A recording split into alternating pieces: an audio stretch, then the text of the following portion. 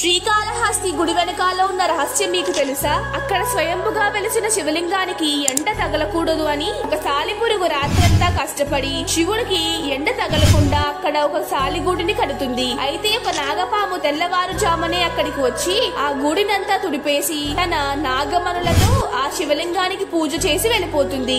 మరికొద్దిసేపట్లో అక్కడికి ఒక ఏనుగు వచ్చి తన తొండతో అక్కడ ఉన్న శివలింగాన్ని నీళ్లతో శుభ్రం చేసి పూజ చేస్తుంది. ఇలా రోజు జరగడంతో సాలిపురుగు నాగపాము పూజ చేస్తున్నప్పుడు వెళ్లి రోజు పువ్వు పెడుతున్న నాగమనులను ఒక ఏనుగు వచ్చి తీసేస్తుంది అని చెప్తుంది. కొంతసేపటికి ఆ ఏనుగు అక్కడికి వచ్చి ఆ నాగమనులను తీయడంతో పాము ఎంతో కోపంతో పాము ఏనుగు తొండంలోకి వెళ్ళిపోతుంది. అప్పుడు ఏనుగు తన తలని పక్కనే ఉన్న ఒక బండకి కొట్టుకోవడంతో ఆ బండ మీద ఉన్న సాలిపురుగు, ఆ తొండంలో ఉన్న పాము, ఆ ఏనుగు మొత్తం 3 ఒకేసారి చనిపోతాయి. శివభక్తితో వీళ్ళ ముగ్గురు చనిపోయారు కాబట్టి శివుడు ప్రత్యక్షమై వీళ్ళ ముగ్గురిని తనలో ఐక్యం చేసుకుని ఆ ప్రదేశానికి ఈ వీళ్ళ ముగ్గురి పేర్లను పెడతారు. శ్రీ అంటే సాలిపురుగు, కాళి అంటే సర్పం, హస్తి అంటే ఏనుగు అని అర్థం.